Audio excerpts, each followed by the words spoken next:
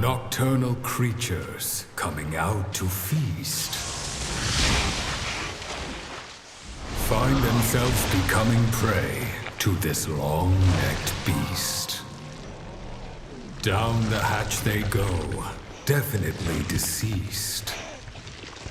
Craven miscreant, show your mug if you dare.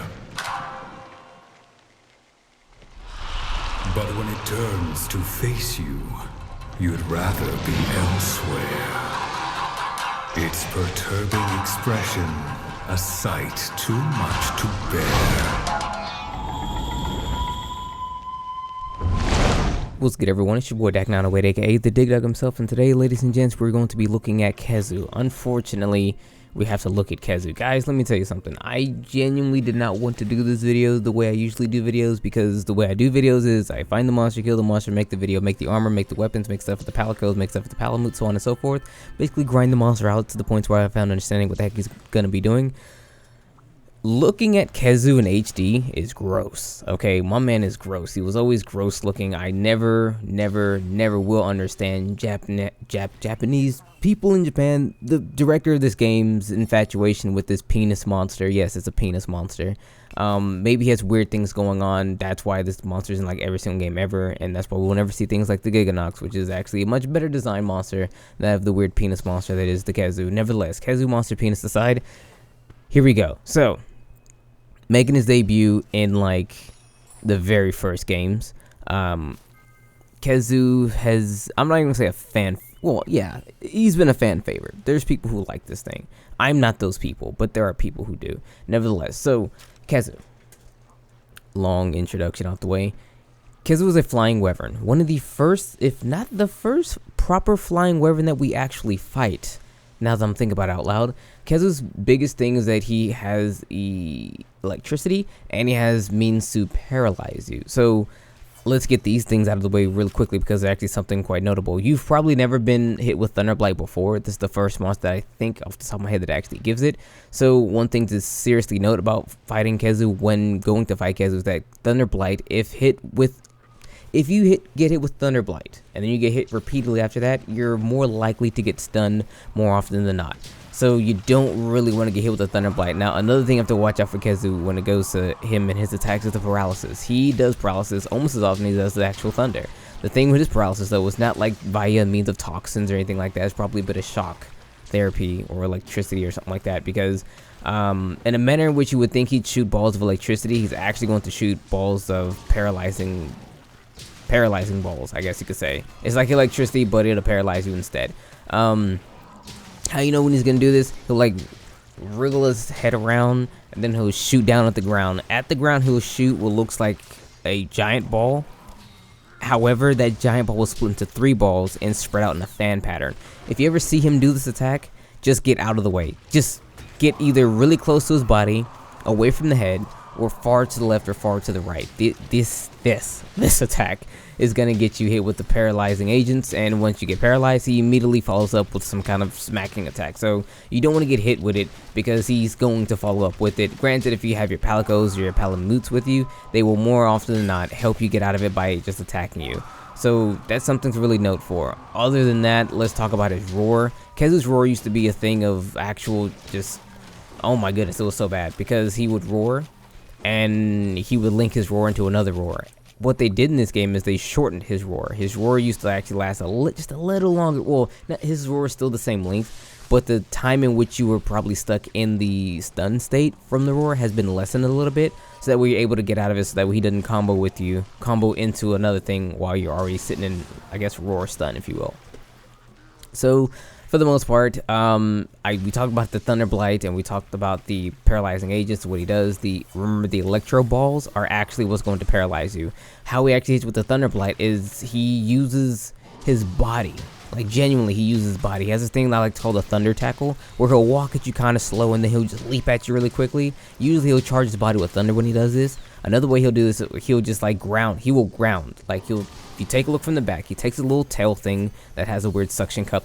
He'll ground it to the ground, and then he'll discharge his body with electricity. Now, he will do this in 2 different fashions. He'll do one big pulse, like he'll kind of seize up a little bit for like maybe 2 seconds or a second. You'll notice there's two types of seizing. A longer seize, he'll just do it one long time. A shorter seize means he'll do it 2 times, 2 short pulses. Now, when I mean you have to really figure out what the timing is on these, is because if you think, oh, it's just the one time, and then you block the first one, then you go back in, he'll do it again in quick succession, and then you get hit with it. So you have to really pay attention to like how long he seizes up before he does the electric body shakedown. So with those moves out of the way, the last move I want to talk to you guys about is his squiggly neck attack. He has a squiggly neck attack. I don't know what else to call it. He throws a neck out and it's all wiggly and squiggly and weird. How do you block it? I don't know. I guess you block from the front. It's kind of ambiguous. You can't. That's the thing. It's ambiguous. Depending on your distance between you and him, it can hit you from the left, it can hit you from the right, hit you from the front. I don't even know if it hits from the back, but just be careful with it. He doesn't do it super often. Usually, if you stay right in his face, he won't do it because he won't have a need to do it.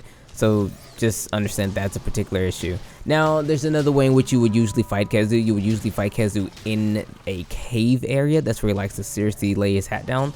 When he's in the cave area, he will cling to the walls. How do you deal with a monster that clings to the walls? You go up there. Dead serious. This game allowed us the chance, the mobility, the love to just actually get up and fight him. Now, just because you can get up there, don't mean he's still not gonna hit you, because he can cling to the wall and do everything I just said. He can do this from the walls. He can do it on the ceiling. He can do it on the wall. He can do all these things. So he's still at the advantage. However, if you can hit him while he's up on the wall like that, you have a better chance of knocking him down, because his stun resist, I believe, it feels anyway, it goes down when he's in the air. Because every time I hit him with something when he's in the air, not like just any little attack, but it doesn't take a whole lot to actually bring him back down again. So that's something to note. Also, he has a pinning attack. That's the thing he'll do 9 times out of 10, or actually, I think it's the only time he can do it is when he's hanging from the ceiling. So just watch out for that. Don't get hit with the weird penis face thing, because it sucks. Nevertheless, let's talk about the gear, because it's actually kind of cool. So Khezu's gear is actually interesting. Honestly, it really is. So it gives us, I should say, Recovery Up, Wall Runner 2, Recovery Speed 2, Thunder Attack 1, Focus 1, and Slugger. Khezu's gear was always an odd set of armor to actually have, because the skills almost never made sense, and they still don't really make any sense. I guess the best thing to say is that there may be a hammer set, but there's lots of actual utility in here, so let's take a look at it. So Recovery Up slightly increases recovery. So let's say you take a potion. The potion would usually restore, let's say, 30 health.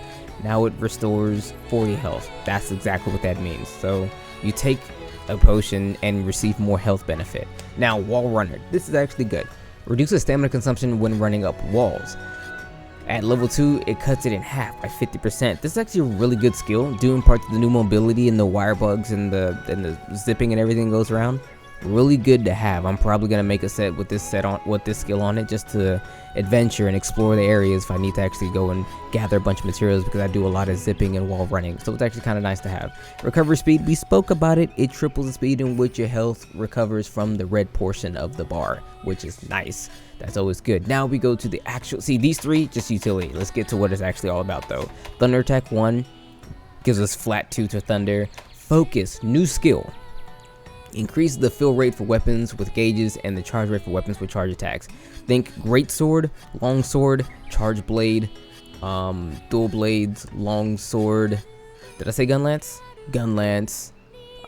Anyone who has a charge attack, a hammer, anything that charges, it reduces the time in which it takes place. And for the Gun Lance, the 5% charge times, that's what that is. So like the the charge shots take about, let's say they take like 10 seconds to charge and go kabooey. With the more ranks you get into this, it reduces. So from 10 seconds to 8 seconds, from 8 seconds to 6 seconds, and maybe to just like 4 seconds or something. Not really, these are just fake numbers, but you get what I'm getting at here. And of course, Slugger makes it easier to stun monsters. So that's why I feel like Hammer works best with this, because Hammer benefits from stun, Hammer benefits from focus, and it's always nice to have a little bit of Thunder Attack. Speaking of Thunder Attack, his weapons have a good amount of it. It's actually kind of nice. And for the first time in a long time, we're gonna go look at weapons. So let's go look at his Greatsword. I love his Greatsword. So Khezu's Greatsword looks really cool. Has this like battery thing hanging off the side there. It's actually kind of cool. Reminds me of Frankenstein's monster. It gives us decent amount of attack at this point in time. 90 isn't that great no more. 90 is kind of bad. We're looking at, we